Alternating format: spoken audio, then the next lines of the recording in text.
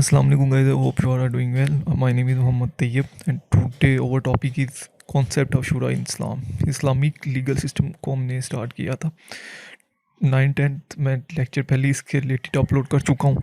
ठीक है, आज का बेसिकली जो हमारा टॉपिक है वो शूरा के वाले से, इस्लाम में जो शूरा का कॉन्सेप्ट है ना बेसिकली उसके वाले से आज का हमारा टॉपिक है।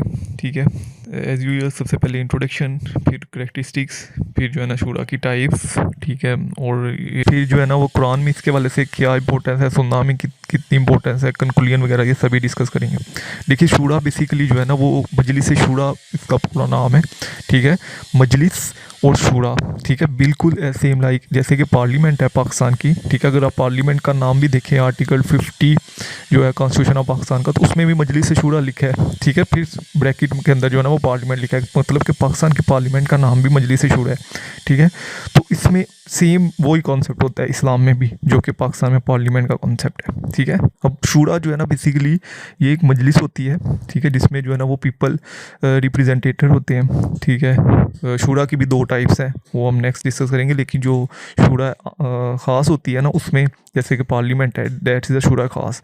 ठीक है, तो इसमें बेसिकली जो है ना वो पब्लिक रिप्रेजेंटेटिव होते हैं। ठीक है, जो कि पब्लिक रिप्रेजेंटेटिव होते हैं जिनका पब्लिक में बहुत ज़्यादा असर और रसूख होता है, वो लोग जो है ना वो शूरा है ख़ास के मेंबर होते हैं। ठीक है, अब बेसिकली इस शूरा का मकसद क्या होता है, पर्पस क्या होता है इस शूरा का। इस शूरा का पर्पस ये होता है कि जितने भी गवर्नमेंट के मामलात हैं ना, गवर्नेंस के वाले से, पॉलिसीज़ के वाले से या पब्लिक अफेयर्स के वाले से जितने भी मामलात हैं उनसे ये बेसिकली शूरा जो है ना वो डील करती है।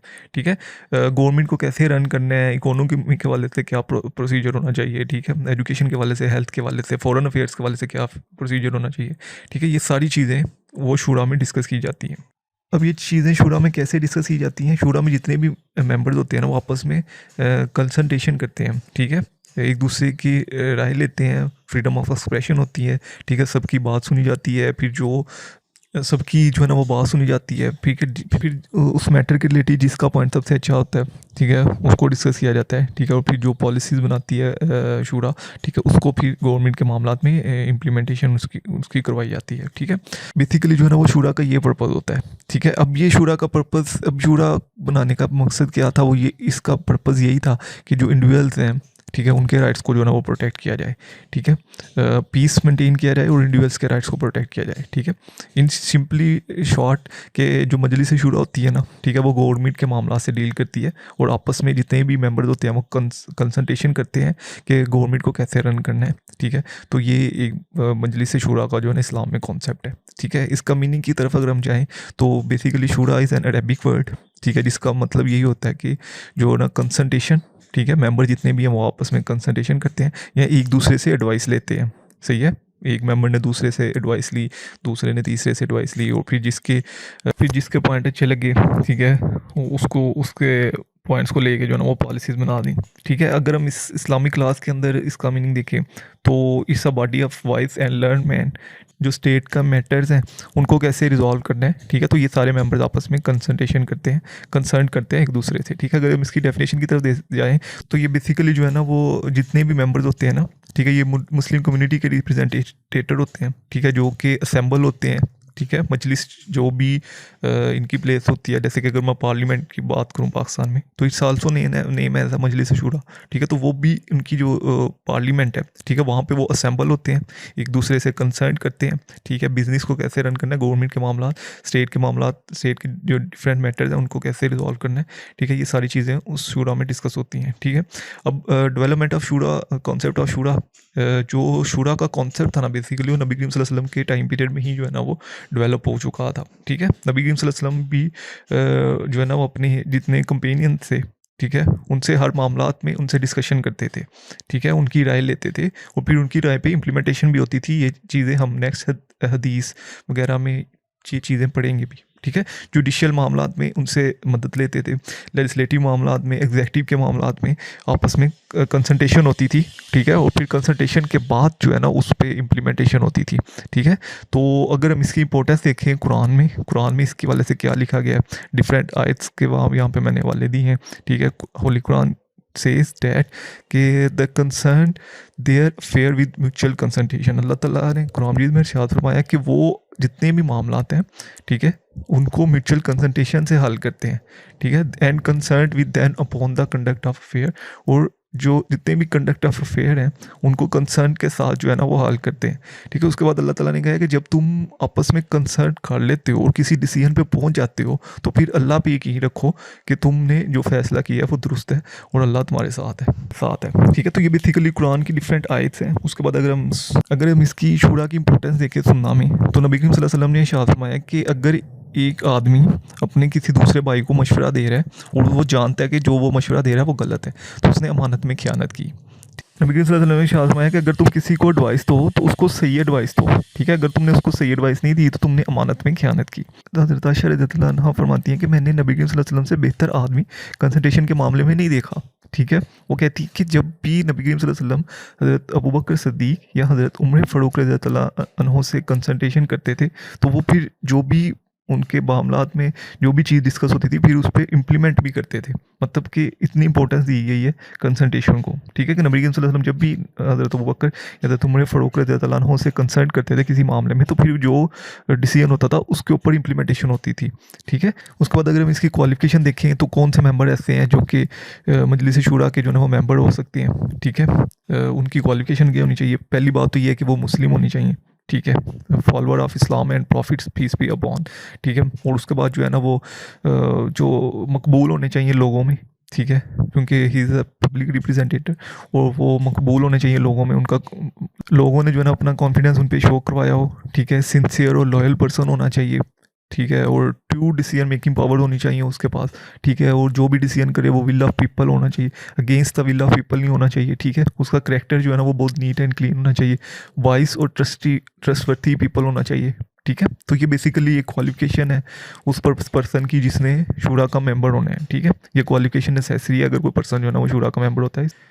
इसमें जो है ना इस्लामिक स्टेट की हम बात कर रहे हैं, ठीक है। इसमें अगर हम टाइप्स देखें शूरा की तो हज़रत उमर फ़ारूक रज़ियल्लाहु अन्हु के दौर में जो है ना वो दो तरह की शूरा थी, ठीक है। एक शूरा ख़ास और एक शूरा आम। शूरा ख़ास बेसिकली वो शूरा थी जिसमें जो है ना वो ख़ास लोग बैठे होते थे। ख़ास लोग मीन्स कि जिनको लोगों ने जो लोगों के रिप्रेजेंटेटिव होते थे, ठीक है, जूरिस्ट वगैरह थे, इस्लामिक जूरिस्ट थे, ठीक है, जिनके पास काफ़ी वसी नॉलेज था और वो जो है ना वो लोगों में काफ़ी मकबूल थे। उनको पता था कि बेसिकली लोगों के क्या जो है ना वो थॉट्स हैं और किन हवाले से जो है ना वो लोगों को परेशानी है, ठीक है। तो फिर उनको डिस्कस किया करते थे। और सूरह आम में बेसिकली आम लोग होते थे, कोई भी मेंबर आके उसमें जो है ना वो बैठ जाता है, ठीक है। कोई भी पब्लिक का मेंबर आके जो है ना वो उस शूरा में जो है ना वो अपने जो भी उसको प्रॉब्लम है जिस भी वाले से तो उसको डिस्कस कर सकता है।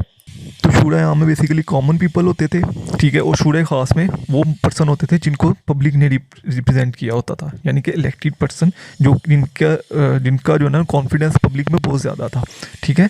तो उसके बाद अगर हम इसकी एग्जांपल देखें शूरा की, ठीक है, तो शूरा ओहद यानी कि जब ग़ज़वा ओहद हुई थी तो नबी करीम सल्लल्लाहु अलैहि वसल्लम ने जो है ना वो बैटल के लिए जो है ना अपने जो कंपेनियंस थे उनसे जो है ना वो मशवरा लिया कि क्या हमें जो है ना वो बैटल मदीना में रह के लड़नी चाहिए या मदीना से बाहर जाकर लड़नी चाहिए। तो फिर जो ज़्यादातर कंपेनियंस थे उन्होंने ये मशवरा दिया कि हमें जो है ना वो बैटल मदीना से बाहर जाकर लड़नी चाहिए, ठीक है। हालांकि नबी करीम सल्लल्लाहु अलैहि वसल्लम का अपना भी प्लान यही था कि उनने जो है ना वो बैटल जो है ना वो मदीना में रह के लड़नी चाहिए, ठीक है। लेकिन ज़्यादातर कंपेनियंस ने हमें ये मशवरा दिया कि हमें मदीना से बाहर जाके जो है ना वो बैटल लड़नी चाहिए। तो फिर जो बैटल जो थी वो मदीना से बाहर जाकर लड़ी गई। मजलिस में जो भी मेजोरिटी की राय थी फिर उसके ऊपर इम्प्लीमेंट किया गया और मेजोरिटी की राय ये थी कि मदीना से बाहर जाके जो है ना वो बैटल लड़ी जाए। ऐसे ही अगर हम ग़ज़वा बदर की बात करें, ठीक है, तो ग़ज़वा बदर में भी जो है ना नबी करीम सल्लल्लाहु अलैहि वसल्लम ने पूछा था कि क्या हमें जो है ना वो अपनी एनिमी से लड़ना चाहिए या नहीं लड़ना चाहिए, ठीक है। तो सभी फिर जिस बात पे एग्री हुए थे वो इसी बात पे एग्री हुए थे कि हमें लड़ना चाहिए, ठीक है। तो फिर जो है ना वो उसी के ऊपर इम्प्लीमेंटेशन हुई, ठीक है। उसके बाद जब हज़रत उमर फ़ारूक को जो है ना वो सेकंड खलीफा अपॉइंट करना था तो हज़रत अबू बकर सिद्दीक़ जो है ना वो हज़रत उमर फ़ारूक का नाम दे के गए थे कि मेरे बाद जो है ना वो हज़रत उमर जो है ना वो खलीफा होंगे, ठीक है। तो लेकिन फिर भी जो है ना वो मजलिस में जितने भी मेंबर थे उन्होंने आपस में मशवरा किया, ठीक है। और मशवरे करने के बाद जो भी मेजोरिटी का डिसीजन था उसके ऊपर इम्प्लीमेंटेशन हुई। मेजोरिटी का डिसीजन यही था कि हज़रत उमर जो है ना वो सेकंड खलीफा होंगे और फिर हज़रत उमर को जो है ना वो सेकंड खलीफा बनाया गया। ऐसे ही अगर हम शूरा हुदैबिया की बात करें तो शूरा हुदैबिया में भी जो है ना वो मशवरा लिया गया कि क्या हमें जो है ना वो ट्रीटी साइन करनी चाहिए कि नहीं, जो सुलह हुदैबिया हुआ था, ठीक है, अगर आपको याद हो तो सुलह हुदैबिया में भी मशवरा लिया गया था कि क्या हमें जो ना वो सुलह करनी चाहिए कि नहीं, ठीक है। फर्स्ट रिटन कॉन्स्टिट्यूशन है ना बेसिकली अगर हम देखें दुनिया का, ठीक है, तो वो सुलह हुदैबिया है, ठीक है। लेकिन वैसे जो है ना वो मैग्ना कार्टा को कहते हैं, तो मैग्ना कार्टा भी उसके बाद आया, लेकिन सुलह हुदैबिया उससे पहले थी, ठीक है। इंटरनेशनल जो डॉक्यूमेंट कहते हैं फर्स्ट रिटन कॉन्स्टिट्यूशन, वो सुलह हुदैबिया था, ठीक है। तो उसमें भी बेसिकली कंसल्टेशन हुई थी। उसके बाद जब मुआज़ बिन जबल को अपॉइंट करना था गवर्नर, ठीक है, तो तब भी शूरा से डिसीजन लिया गया और शूरा ने जो है ना वो अपनी राय दी कि मुआज़ बिन जबल को जो है ना वो गवर्नर जो है ना वो अपॉइंट कर दिया जाए यमन का, ठीक है। तो तब उनको जो है ना वो यमन का गवर्नर अपॉइंट किया गया था। तो मतलब ये हमें एग्जाम्पल नबी करीम सल्लल्लाहु अलैहि वसल्लम के टाइम पीरियड से ही मिलती हैं, ठीक है, शूरा की।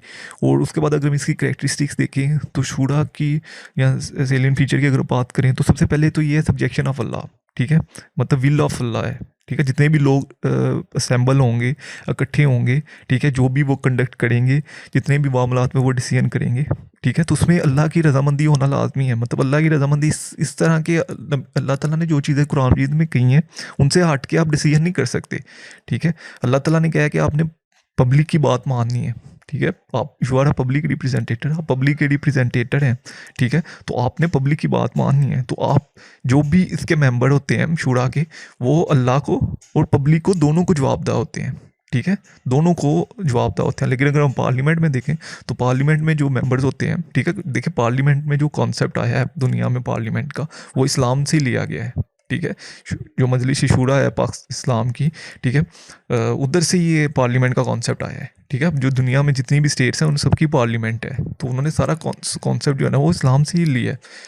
पार्लियामेंट जो होती है वो सिर्फ लोगों को जवाबदाह होती है, लेकिन जो मजलिस शूरा है वो लोगों को भी और अल्लाह को भी जवाबदाह होती है, ठीक है। उसके बाद अगर हम रिक्वायरमेंट्स देखें बेसिकली तो इसमें इस्लामिक लॉज को जो है ना वो इम्प्लीमेंट किया जाता है, ठीक है। मतलब कि जो भी आपने गवर्नेंस के मामला से डील करना है तो जो इस्लाम कह रहा है पहले उसको फॉलो किया जाएगा, ठीक है। अगर कुरान में कोई चीज़ वाज़िया तौर पे लिखी है तो आप पहले उसको फॉलो करेंगे।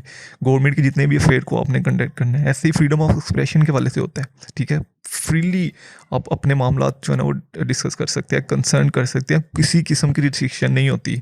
लेकिन अगर हम स्टेट के पार्लियामेंट्स में देखें तो स्टेट की पार्लियामेंट्स में बहुत सी मामला में रिस्ट्रिक्शन होती है, ठीक है। इस्लामिक स्टेट की में जो मजलिस शूरा का कॉन्सेप्ट होता है उसमें किसी वाले से रिस्ट्रिक्शन नहीं होती, आप खुल के किसी भी मामला में जो है ना वो उसमें बात कर सकते हैं, ठीक है। बाइंडिंग डिसीजन होता है, ठीक है। सबसे पहले तो ये होता है कि मेजोरिटी रूल होती है, ठीक है। मेजोरिटी मींस कि अगर 100 मेंबर्स की मजलिस बनी है, मजलिस शूरा अगर 100 मेंबर की है, ठीक है, तो जो भी डिसीजन करना है उस पर वोटिंग होगी। फॉर एग्जांपल अगर 100 member at a time present है, ठीक है, और 51 मेंबर्स कह देते हैं कि जी इस मामले को जो ना इस तरह हल किया जाए, ठीक है, उसके हक में वोट दे देते हैं, तो फिर उस मामले को फॉलो किया जाएगा, ठीक है। और जब उस मामले को फॉलो कर लिया जाएगा तो फिर वो बाइंडिंग फोर्स होगा, मतलब उसको फोर्स करवाया जाएगा, ठीक है। और जैसे कि मैंने पहले बताया था, ऊपर भी हमने कुरानी आयत पढ़ी थी जिसमें अल्लाह ताला ने कहा था कि जब तुम कंसर्न कर लो तो फिर तुम अल्लाह पे यकीन रखो, ठीक है। ऐसे ही यहाँ पे भी अल्लाह ताला फरमा रहे हैं कि वंस यू डिटरमाइन, जब तुम डिटरमाइन कर लो तो फिर अल्लाह पे यकीन रखो, ठीक है, कि तुमने सही फैसला किया है,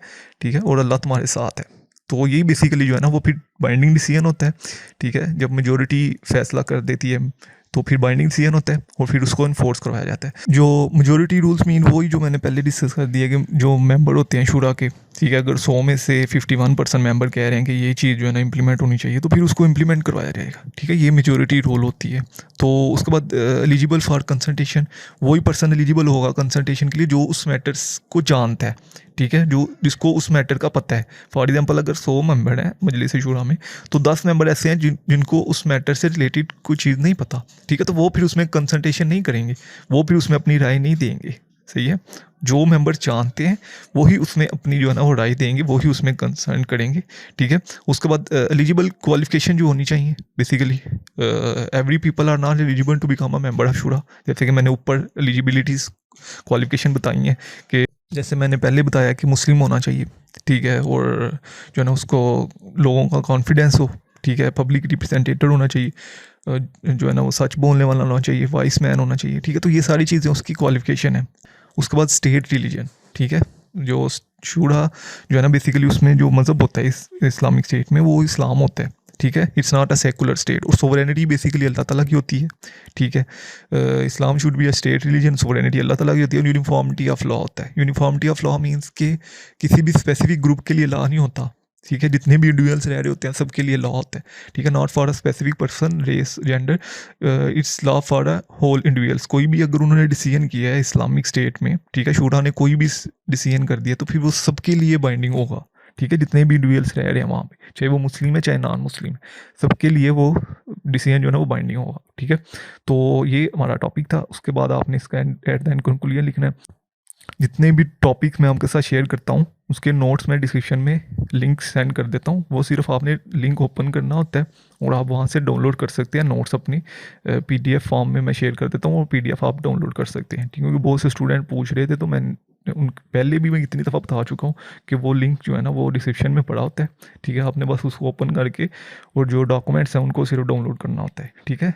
तो अब इसका कंक्लूजन की अगर हम डिस्कस करें तो कंक्लूजन बेसिकली यही है कि जो शूरा है ना, ठीक है, इट्स अ विल ऑफ अल्लाह, ठीक है, जितने भी मामला होंगे वो जो चीज़ हमें कुरान और सुन्ना में बताई गई है उसी के रिलेटेड हम जो है ना उनसे सबसे पहले उसी पे डील करेंगे, ठीक है, उसके बाद हम इजमा की तरफ जाएंगे।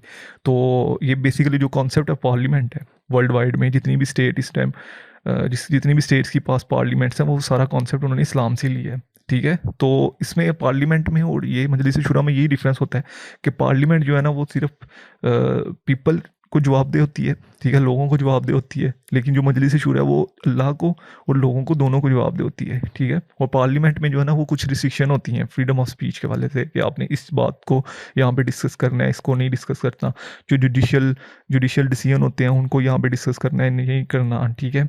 एग्जेक्टिव के कुछ मामला ऐसे होते हैं जिनको डिस्कस करना है पार्लियामेंट में, जिनको नहीं करना। कुछ स्टेट बहुत सी स्टेट ऐसी हैं, ठीक है, जहाँ पे जो है ना वो एग्जेक्टिव के मामला को नहीं डिस्कस किया जाता, ठीक है।